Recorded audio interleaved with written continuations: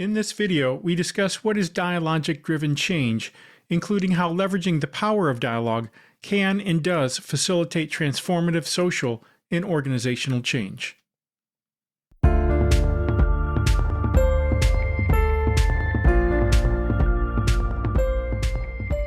Welcome to another episode of All Things OD, where I'm here to help you offer more, be more, and live more. Whether you're serving as an OD practitioner, change management professional, or business transformation consultant. I'm your host, Randall Scott, and it's great to be with you here today. As mentioned, in today's episode, we're going to discuss what dialogic-driven change is, how we define it. You will learn the key tools to catalyze dialogic-driven change. You'll learn the process to initiate dialogic-driven change, and you'll learn the number one benefit of leveraging the dialogic-based method. Lastly, you will learn the pros and cons when utilizing the dialogic-based approach. Now, before we begin, I want to offer you a free resource that complements our discussion today, and that is a free copy of our ebook on hybrid OD, the emerging future of organization development. If you've ever been curious about the integrative power of leveraging both diagnostic and dialogic forms of OD in your work, then this ebook is for you. You can obtain the free ebook at henosispartners.com/hybridod, or if you're watching on YouTube, you can click on the link in the description below. All right, let's go ahead and jump in.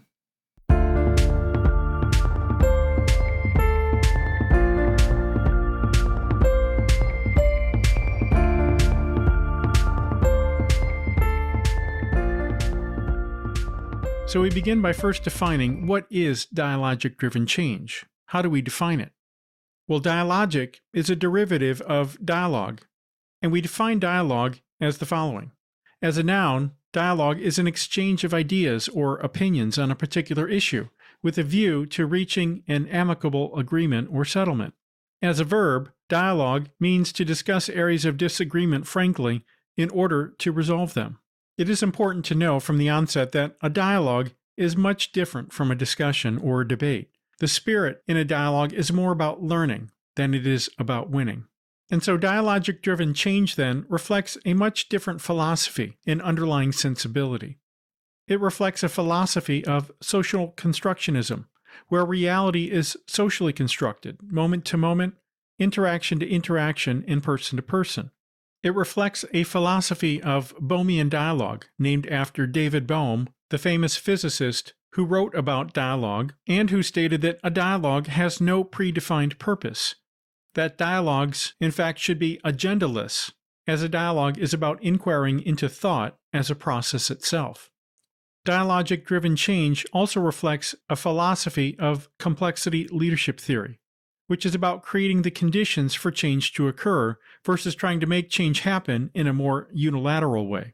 It's about evoking certain adaptive leadership behaviors to bring forth change, to bring forth the new. Dialogic-driven change also reflects a philosophy founded on systems leadership theory, a theory that gets us to think about events, patterns, structure, and mental models to identify the highest leverage points to bring about change. The dialogic-driven approach also reflects transformative leadership theory as an underlying philosophy, which is about exploring and understanding the meaning perspectives of diverse others. And lastly, dialogic-driven change reflects a philosophy of the action learning theory, which is about learning by doing, learning through an oscillating pattern of planning, experimenting, assessing, reflecting, and learn.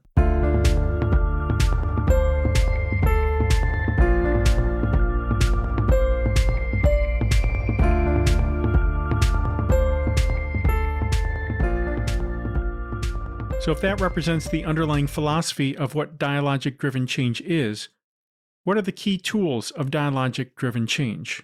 One key tool is to do narrative and story harvesting, aka participatory narrative inquiry.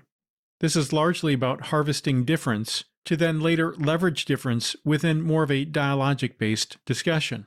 Another key tool to bring about dialogic-driven change is to use complexity-informed container building to create the conditions for change to occur. Large group participatory methods like the World Cafe, open space, and appreciative inquiry are also a key tool to bring about dialogic-driven change, as is the hosting and facilitating in the use of such methods. Generative dialogue and storytelling is yet another key tool of dialogic-driven change, where we use dialogue and story to understand the present and engage the future.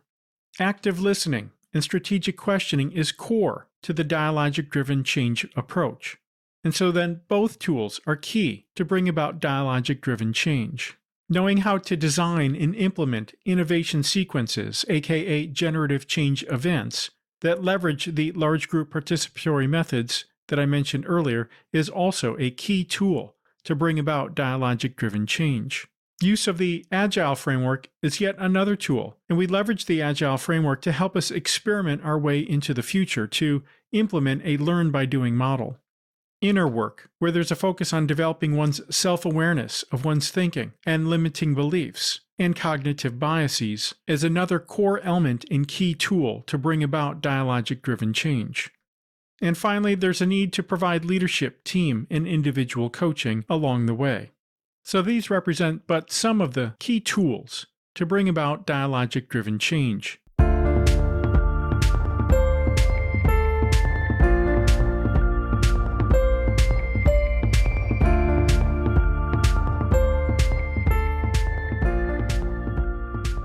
Next, we discuss the process of how to bring about dialogic-driven change.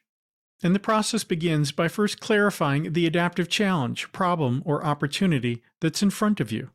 Once you've clarified the adaptive challenge, problem, or opportunity, you then need to scope the effort in terms of its system boundaries. Where does the challenge, problem, or opportunity begin, and where does it end? With that understanding, you can then identify the system actors and the key stakeholders who can speak to both the issues in the system and how best to solve them. From there, we look to bring the system into the room, so to speak, for dialogue via a structured, inquiry-based, participatory event to enable creating a shared understanding, a shared intention, and aligned actions on how best to solve the problem. And it is during such event that we identify the strategic options, that is, the high-leverage interventions, and then self-organize in a follow-the-energy way to bring forth the new. And lastly, we implement change via introducing probes, which are small-scale, safe-to-fail experiments. As mentioned, this represents a learning-by-doing approach to bringing about change. So these represent the macro steps to bring about dialogic-driven change in your organization.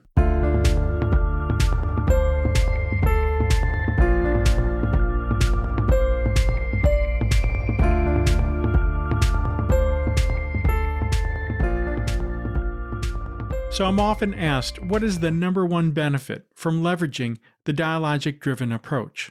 And so here it is. Dialogic-driven change creates the conditions for adaptive leadership behaviors to emerge, resulting in transformative outcomes. Outcomes such as increased creativity and innovation, challenged assumptions for all involved, changed mindsets for all involved. An aggregation of ideas begins to emerge. Transformative learning begins to emerge as people learn about the different meaning perspectives of those around them. New narratives and generative images begins to emerge. A self-reflection and awareness begins to permeate those participating in the change effort. A self-organization begins to emerge, where new alliances are born. And from such self-organization and alliance building comes correlated action, as both individually and collectively all people start rowing in the same direction. And lastly, there's a tremendous information exchange occurring and people being vulnerable with their storytelling. And so in summary, what is the number one benefit from leveraging a dialogic-driven approach? Well, as I mentioned, it creates the conditions for all of these adaptive leadership behaviors to emerge, and it's from all of these behaviors collectively that results in the transformative outcomes that we're looking for.